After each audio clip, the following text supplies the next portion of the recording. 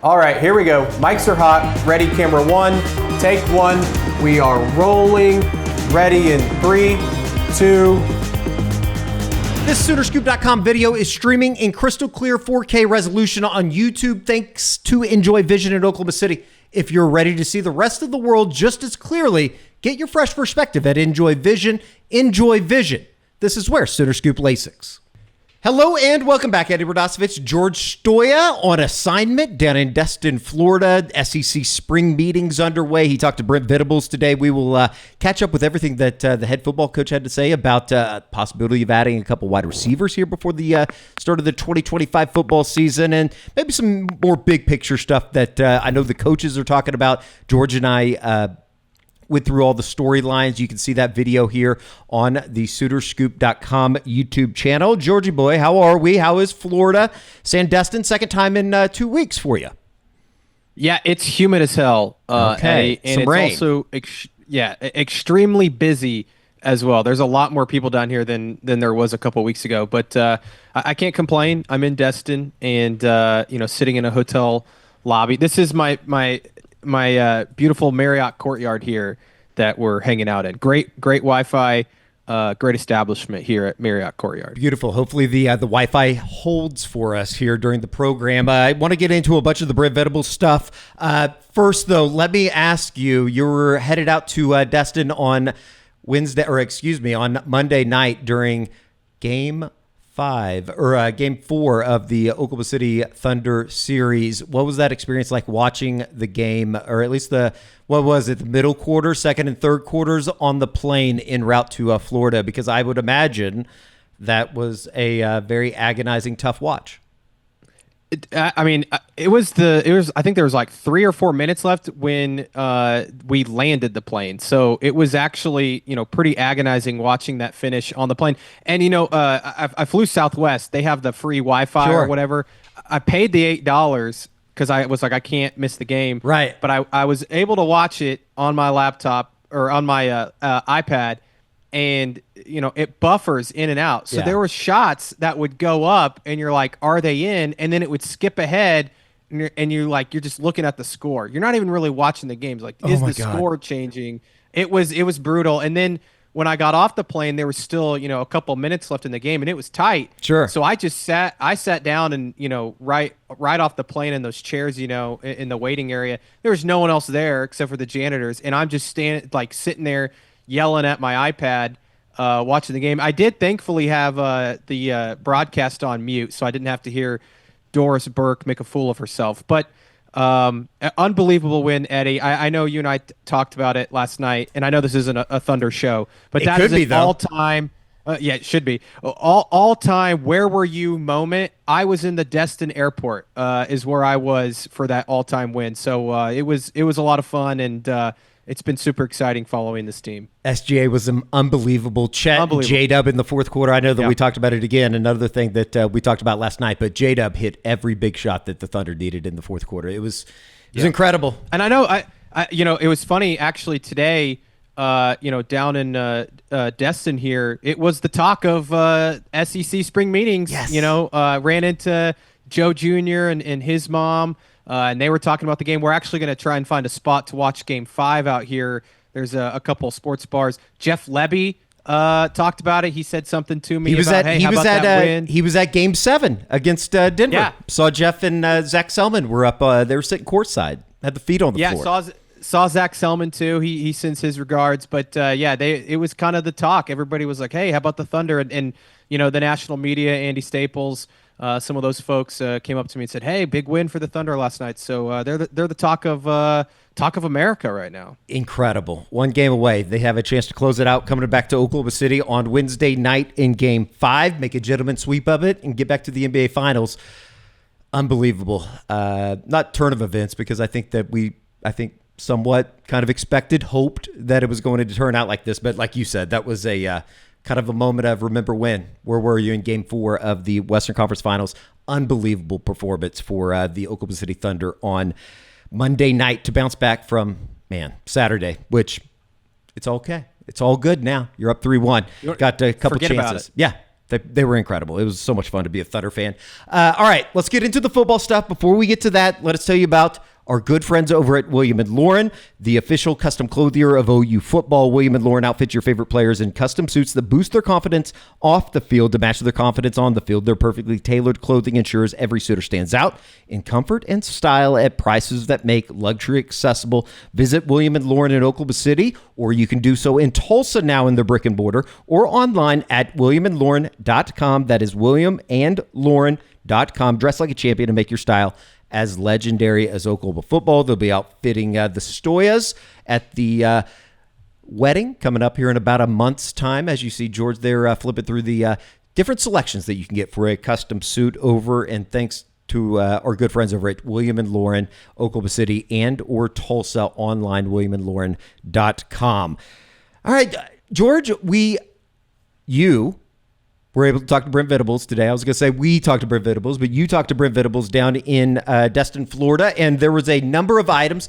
Let's stay with the team-specific stuff here, but certainly, and you wrote about it, you can read it on SoonerScoop.com, certainly some good news in terms of the Oklahoma wide receiver unit, and particularly a couple guys that can bring some size. Let's start with Jaden Gibson. Missed the 2024 football season after sustaining a knee injury right at the beginning of camp last year. We've talked about him here on the program when you've been back in studio, that this was a situation that you just didn't know. You didn't know where Jaden Gibson was. We got an update today. Certainly sounds like, the good news is he's going to be on campus in 2025. I think there was a lot of people that thought he was going to be able to enter the transfer portal. He didn't. What can we say about Jaden Gibson? 6'5", 190 certainly would be a bonus piece for John Mateer next season.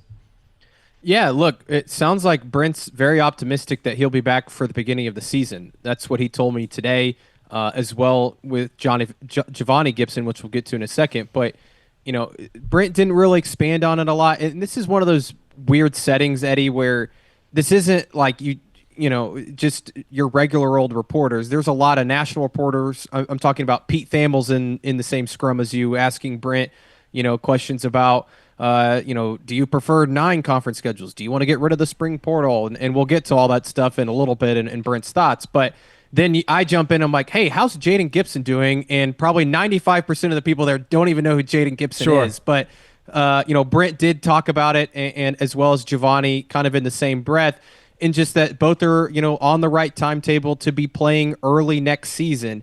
He didn't say season opener, and I know a lot of people pointed that out immediately when I published the story. So we're going to have to wait and see. Do I think that both those guys are going to play in the first game of the year? I would guess probably not, just because of the severity of both those injuries. And also, do you really need them against Illinois State? Would you like them to get out there and maybe run some routes, catch some balls? Of course. But I just don't know if you want to rush either of these guys back. And so I think it's kind of wait and see. But in terms of the bigger picture, Eddie, this is great news. I think when both those guys went down during spring practice, you thought, are they going to have them at all for next season? So to hear that the expectation and the hope is that they're ready to go by the beginning of the season, and arguably even some in fall camp. Brent hinted at that they're going to try and get those guys out there running at least during fall camp, maybe taking some hits.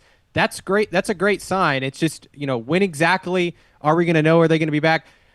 Let's be honest. We're not going to know the answer to that until they're out there, because that's how it was last year. We just didn't know. It's a week-to-week thing. But to hear that they're on the right timetable, I think is always positive news. Certainly positive news on both fronts, but particularly somebody like a Giovanni Gibson, because I think when he goes down in that final week of the spring football, and then you kind of look at the rest of the calendar and you start doing the days and the weeks or the months in terms of, when could he be back? Certainly seems like they're not ahead of schedule, but they're not behind schedule. There's been no setbacks, which obviously cost Jaden Gibson his 2024 football season. Certainly positive news, though, specifically with somebody like a Giovanni Gibson that made so much noise there during the spring alongside John Mateer. Yeah, and Giovanni's injury isn't as severe as Jaden's. When you talk about a knee injury, which Jaden had, and the setback he had, those are really tough to come back from. Giovanni, breaking his lower leg, I think it was a clean break. And those are typically have surgery. You can't be weight bearing for so long. And then you go back and you just kind of work it back up and you're ready to go. And I know, talking to people close to Giovanni, there's hope that he can be a participant in fall camp, maybe even at the beginning of fall camp. Again, I don't know about being a full participant, but at least going out there and running around. Sure. So if that's the case, that's great news, because I think we all agree if he's anything like he was in the spring, then he's going to be a top contributor for this group. Last but not least, when talking about the wide receiver position, Brent Venables did talk about making his first public comments on one of the spring haul or portal additions in Jermichael Carter out of McNeese State, 6'4", 192, another guy that would bring a lot of size to that wide receiver room. 37 receptions, 537 yards, 3 touchdowns last year at McNeese, and certainly somebody that it seems like Brent Venables is extremely excited about his addition to that wide receiver unit with Emmett Jones. Definitely. And Brent said that, when they lost those two guys, they knew they needed to go out and, at least get some insurance at wide receiver with a bigger bodied guy. And they got that in Jermichael Carter. And I thought it was interesting, Eddie. I don't know if you saw this in the quote, but he was teammates. Brent was teammates with Jermichael Carter's wide receivers coach at McNeese, Michael Smith. I believe they were teammates at Kansas State, which is kind of a crazy connection. Sure. When you think about it. But yeah, Brent raved about Jermichael as well as some of the other transfer portal additions. We'll get to those in a second. But I think the thing with Jermichael is they love his attitude, they love his size, and they think that he can come in and be a contributor day one. So we'll just have to wait and see how it plays out. I think the overall message, Eddie, whether it was wide receiver or some of these other position groups, Brent feels really good about the talent they have, whether that's the guys that they retained, which he talked a lot about today, was that their focus this whole offseason has been retention, keeping the guys that got a lot better last year and have been in the program now for 4 years. I think he brought up, he loves these numbers, but they have 13 guys on roster that this will be their 4th or more years at Oklahoma, which he just loves. I think 7 of them are on offense and 6 of them on defense. And so I think he loves the retention of it. And then as well as some of these guys they add in the portal, he believes are going to be big time contributors, whether it's Carter or even Tate Sandell. I mean, he raved about Tate Sandell and how bad he was like, we were terrible in the kicking game the last 2 years. And he goes, in a league that is a one-score league like the SEC, we have to be better there. We have to have guys that can make the critical shots when you need them to. And so I thought all those were interesting comments, especially the wide receiver room and really the offensive line. He talked extensively about the depth at wide receiver and offensive line. He feels like those groups are going to be much improved this year. I want to talk about a couple of the portal additions that went through spring with Oklahoma, specifically Jaydn Ott. But real quick on offensive line, any specifics that you want to pass along just in terms of that depth? Maybe some Michael Fasusi, Ryan Foje talk with Brent Venables today. The two names that came up, and he talked, kind of a little bit about everybody, but the two names that he specifically pointed out, Eddie Pierre-Louis and Troy Everett. And I think he was talking about them in different regards. Troy Everett, obviously, as a leader. Sure. He said that not only is he the leader of the offensive line, but the football team. He said he's the unquestioned, vocal, emotional leader of this team.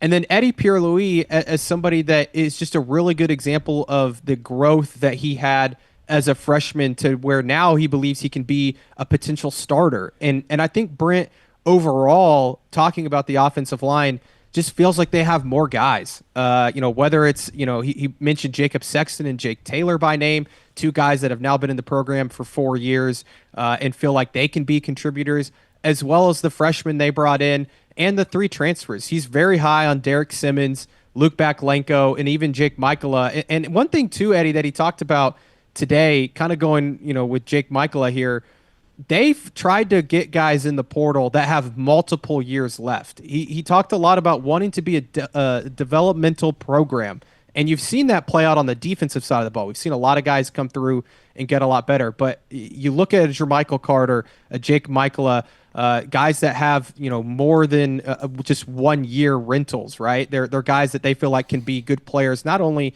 this next year but in the next couple of years. And so that was a big emphasis for them. But in terms of the offensive line, sorry, I'm going off on a tangent here. In terms of the offensive line, Brent does feel like they're in a much better position because they have so many guys back that played a year ago. Whereas last year, they had 5 transfers and they were relying on all 5 to potentially play.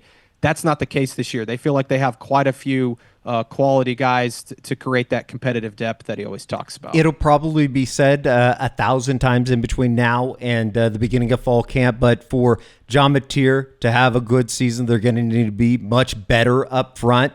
Another guy in that backfield that could, I guess, be the beneficiary of a good offensive line, quite obvious, would be Jaydn Ott. And now that we're through spring, obviously Jaydn Ott comes in that spring portal where it seems like Brent Venables, and we've talked about Jaydn Ott and how massive that was for Oklahoma to get maybe possibly that home run threat in the backfield at running back. Seems like Brent Venables extremely happy with the get that was kind of the first big fish for Jim Nagy in the front office.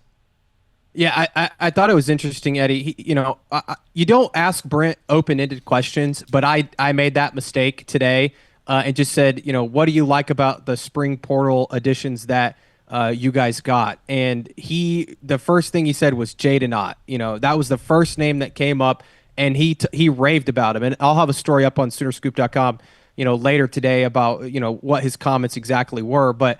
He said that he's a home run hitter. He's a guy that they haven't had really in his time at Oklahoma. They haven't had a player maybe with this kind of home run threat.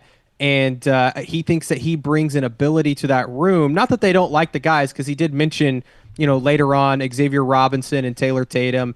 He expects those guys to get better. Torrey Blaylock was somebody he mentioned. He thinks Javonte Barnes, if he can stay healthy, can have a great year. But that Jaydn Ott is a difference maker, and in this league, you need difference makers. And there's a strong belief, not only from Brent, but I know this offensive staff, that Jaydn Ott can come in and be a big-time difference maker in this offense. They want to throw him the ball. They want to hand it to him. They want to get him the ball in all sorts of ways. And you could hear just the way Brent talked about him. And again, I didn't ask him specifically about Jaydn Ott. He just brought him up as soon as I brought up the spring, portal edition. So I thought that was pretty telling, in just the way that he talked about him and kind of at length, and then would bring him back up later on in different conversations. As you said, one of the benefits of you being down there is being able to talk to Brent Venables today. Anything said on quarterback 1, John Mateer, on Tuesday morning down in Destin? Another screw up by me, Eddie. I asked a open-ended question about Jim Nagy and just how he's been working with the staff. That turned into an 8-minute answer, and it finished with the 2-minute answer on John Mateer and his leadership. So Brent was on one today, but he just kind of raved about, John Mateer's, I think, really impressive as a player. He talked about him mentally and physically, just nothing's too difficult for him. I think that obviously knowing the offense with Ben Arbuckle, we've talked about it extensively, I think has been huge. But the one thing that he continues to bring up is his leadership. And he said, you have to be an elite quarterback in this league if you want to win, 9, 10, 11, 12 games. And they feel like they have that in John Mateer. But it also, it wasn't a shot at Jackson Arnold. I don't want it to make it sound like that. But just the way Brent talks about the confidence, the leadership, how much different, and the vibe that's different in that quarterback room. I mean, he even raved about, Whit Neubauer today and the pickup that was. And he said that it's the best quarterback room that he's probably had top to bottom since being in Norman. And that's because of John Mateer and the addition of Whit Neubauer, the progression of Michael Hawkins, and what they think that they could possibly have in Jet New, in a few years. Like, I think that Brent feels much better about that room than he did a year ago. And it's because of John Mateer and just the leadership that I think he's brought. Because I do think, and we've talked about Eddie, they just didn't have that. They didn't have somebody that's kind of been through the fire. And not that John Mateer's played in the SEC, because he hasn't, and he's going to have to, the competition's going to be a lot tougher than what he played at Washington State. But I think it does say something about a guy that has been through it, has seen what it's supposed to look like, knows this offense, and is also very comfortable in his skill set. Many highlights here during, for 2025, really, going from January and bringing in Ben Arbuckle, John Mateer, Jaydn Ott. There's been many highlights. We've covered it here on the program week in and week out about the positivity around the program. The only, kind of one of the only lowlights, and it was only for a short glimpse, a 48-hour period, was the David Stone saga. And David Stone entering his name, he ends up 48 hours later on a Sunday night coming out and saying that he's pulling his name out of the portal. Oklahoma was able to retain the services of the sophomore defensive tackle. But this was kind of the first time we've been able to talk to Brent since all of that happened. How did he kind of, relay his communication on what went down with David Stone during that 48-hour period, 72 hours? Yeah, he definitely didn't want to get into the details when I asked that question, and he kind of said that out front. He's like, hey, I'm not going to get into that. And this was kind of based off of, and we'll get to this in a second, but somebody had asked him about his thoughts on the portal and, maybe getting rid of it and, the spring portal and how it's kind of crazy, and I followed up by saying, is David Stone an example of how the spring portal can sometimes be, a little bit crazier or, things can get weird in the portal with players that obviously don't want to leave the school that they're at. And he said, yeah, he is kind of an example of that. And the thing he said about David is he just wants to play football. That was the quote he gave me. He's like, David's a guy that just wants to play football, get better, live out his dream and play for the University of Oklahoma. And he doesn't want all the distractions that sometimes come with being a high caliber football player. And in today's world, gets paid a lot of money to play football. Sure. So that's kind of what, going back to that, whatever that was a month ago now, I think that we spoke about that there was, factors outside of the program that maybe played into this decision, but Brent kind of alluded to that and also just talked about how glad he is that David's still on the roster, that they believe he's going to be a great player. And that, sometimes you just have to work through that in the portal. It's something that, years ago you didn't have to even think about. And that kind of leads us into the portal discussion, and what's being talked a lot about down here in Destin is the football calendar. And these coaches, they don't want to have to deal with that type of situation in March, right? Like they want to know this is my football roster heading into the next season in March, right? They don't want to have to worry what's going to happen in April when the portal window opens back up. So I think David's kind of an example of that, and it ended up working out where Oklahoma was able to keep him, but not every program is so fortunate. Let's stay there because obviously on Tuesday, today, there are meetings going on with the coaches down at the spring meetings, and it sounds, just kind of reading the tea leaves and what you've been able to relay back to us here in Norman is most of the coaches, if not a majority of the coaches, but certainly Brent Venables and Steve Sarkisian are kind of in lockstep in terms of eliminating a spring portal.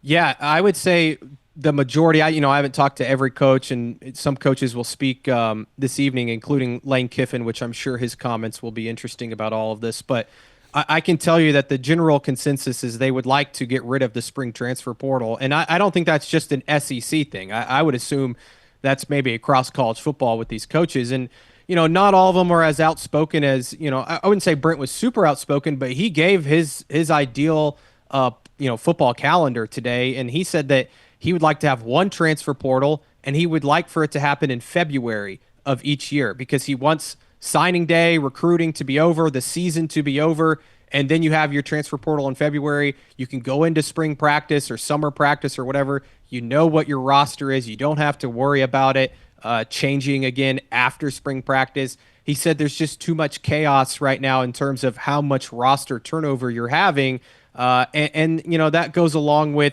when is signing day? When is spring practice? Do you move it back if you do keep the spring portal? Fall camp, could you move it up a week if you needed to?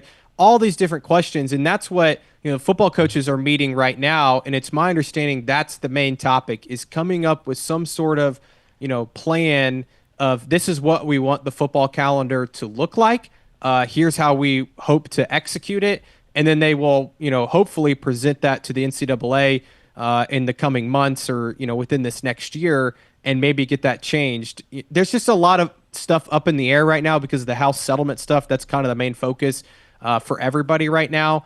But I know the football coaches are pretty focused on maybe, changing the calendar and challenging the spring portal and getting rid of it. But, Sark was I listened to Sark a little bit today too. He's on the same wavelength as Brent Venables on just about all of this stuff, which I find kind of interesting. OU and Texas have kind of been working together on most of this stuff. I know they're on the same page too with the conference scheduling. Both schools want to go to 9 conference games in 2026 if the playoff were to expand to 16. So I don't know, Eddie. There's a lot going on down here in terms of all the changes and stuff, but I know Brent was pretty adamant today talking about he would like to see some of those changes happen. And just to be clear, that would have to be written in legislation and then taken to the NCAA. Yep. So there's not going to be necessarily any decisions made, but certainly some steps that could be made coming out of the spring meetings down in Destin. Is that well? And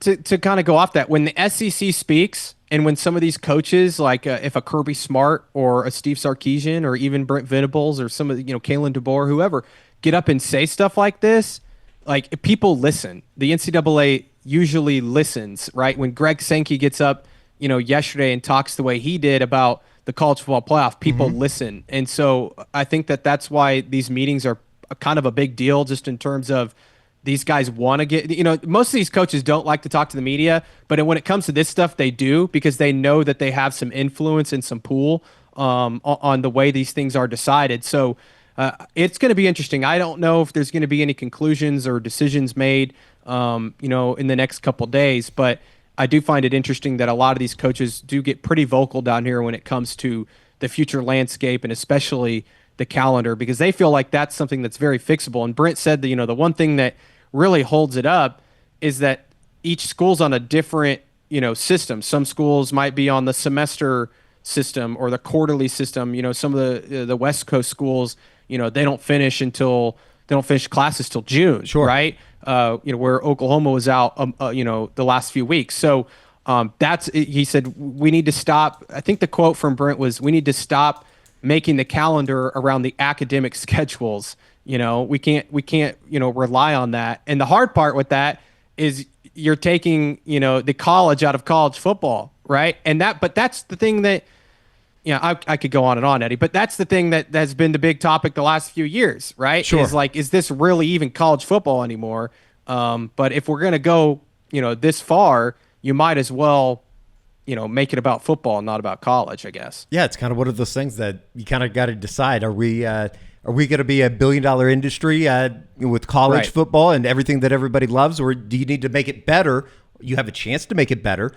You could possibly do that if you put away kind of the academic calendar as a whole. So very interesting, very big surface stuff when you're talking about the world of college athletics, specifically college football. On the home front, a couple more questions we'll get you out of here. I know that you're headed back over, maybe going to catch up with Porter Moser this evening down there at SEC spring meetings. Couple months into this now, Jim Nagy, he added to the front office on Monday, as you reported, hiring UCLA Director of Player Personnel Stacey Ford to the OU front office, hired in March of 2024 at UCLA, has some ties back to Ben Arbuckle, having worked in Pullman at Washington State with Ben Arbuckle in 2022, 2023. It seems like everything's going really well with this whole new world that is the OU front office. Yeah, Brent was very positive about the relationship that he's had with Jim Nagy, as well as some of these new hires. And he did say that in the next few days, they are going to, officially announce some of those hires. And maybe there's a couple more we don't know about just yet, but that'll be interesting. And that's certainly something we'll have to be watching for. Maybe by the end of the week, we can get some of that information. But I think the one thing that I took away from that, Eddie, is he talked about the collaborative process with Jim Nagy. And I thought it was interesting when he said, we got a bunch of NFL guys in here, and they love to look at players and say, this is what they are. And then, maybe not necessarily that they move on, but they, when you're recruiting a high school player, you have to look at it the bigger picture. And so he said that's been a really good process of, bringing these NFL guys in that have extreme, talent, an eye for talent, right? They're very good at that. They can see when a player has a lot of talent. But he said he thinks that his staff as well has been really good about, hey, well, we really like this guy because we think he can be this, he can develop this. And so I think that that's a really interesting conversation, between, the coaches that have been recruiting high school players for a long time versus some of these NFL guys that have come in here and, are used to evaluating guys that have already developed, right? Guys that maybe aren't the best they are going to be, but are very close, right, coming out of college. So I think that that's a very interesting thing. And he brought up again, they want to be an 80-20 program, 80% recruiting and development, 20% portal, right? Go out, fill the gaps that you can, the holes that you might have on offense or defense or special teams in the transfer portal, because that's available to you. But you still, want to be able to recruit. And I think we're seeing that play out. Josh has talked about it a lot, but just how they've kind of maybe moved off kids. They're talking to other kids that maybe they weren't originally involved with. Maybe that's why recruiting has been a little bit slow for the 2026 class, is just because they've kind of shifted maybe who they're targeting. But the overall theme too was just Brent talking about how much that staff has kind of taken off his plate. Obviously still very involved in the recruiting process. He has to be. But he said that they have been, boots on the ground, really with the 2026 class as well as the 2027 class. And he talked about wanting to finish strong in this 26 class. But I do think we're seeing it play out where maybe the front office is saying, hey, we want to go after this guy instead of maybe somebody that they had been already targeting. One of the good things about having you down there, and I think one of the unique things of being able to get out there, get down to Florida, see a bunch of the national media members, is kind of the bigger discussion going into 2025 for Oklahoma. We're well aware of it. You're well aware of it. Obviously, being around it every day here in the Oklahoma bubble, it does seem, though, that there is going to be a lot of expectation, a lot of pressure to a certain extent put on Brent Venables going into 2025, coming out of this first year in the SEC. Kind of what's the tenor down there from the national media members with so much positivity going on back here at home, as well as Brent Venables, kind of his thoughts coming out of year one. That was obviously a little bit of a struggle for Oklahoma on the field. It's interesting, Eddie, because I think there's certain people in the national media that think Oklahoma is like a dark horse. I know talking to Andy Staples a little bit today, he really likes Oklahoma. He thinks John Mateer is going to be a difference maker, somebody that can really elevate this football team, and he likes the turnover they've had and the additions they've made in the portal. He likes Ben Arbuckle, all that. Other national media members, I would say, are kind of like, the Sooners are an afterthought. We're not really thinking about Oklahoma. There wasn't, there's local media that usually travel for each team to come, cover their respective teams. Oklahoma was not well represented, I would say. It was just me and the great Barry Trammell, and we were mostly the only ones that talked to Brent today. There wasn't a ton of national media, trying to hustle over there and talk to Brent. And some of that's because other coaches were talking at the time. But, the scrum for Steve Sarkisian was much larger than the scrum for Brent Venables today when they spoke to the media. And I think that says something. Obviously, Texas is a national title contender, coming off another really great year in which they made the semifinal. Oklahoma, 6-7 season. Yes, they have a lot of excitement and positivity this offseason, but I think most people view it as, well, let's just wait and see what they do. Brent Venables is on the hot seat. Is it worth trying to get a bunch out of him, this week down in Destin when you could go talk to somebody like a Steve Sarkisian, a Kirby Smart, Kalen DeBoer, some of those other names. So we'll see. I'm sure Lane Kiffin's going to have a huge contingent just because you never know what he's going to say. I know Shane Beamer, I think, is speaking this evening. I was just going to try and get a beer with Shane. I don't know if I have any questions for him. But I would say, Eddie, it's a mix opinions right now. And I think even Andy would tell you, there's a lot of optimism, but boy, that schedule's really tough. Yeah, that's going to be the kind of the big news around these parts here over the next couple months as things ramp up into the beginning of fall camp in August for Oklahoma.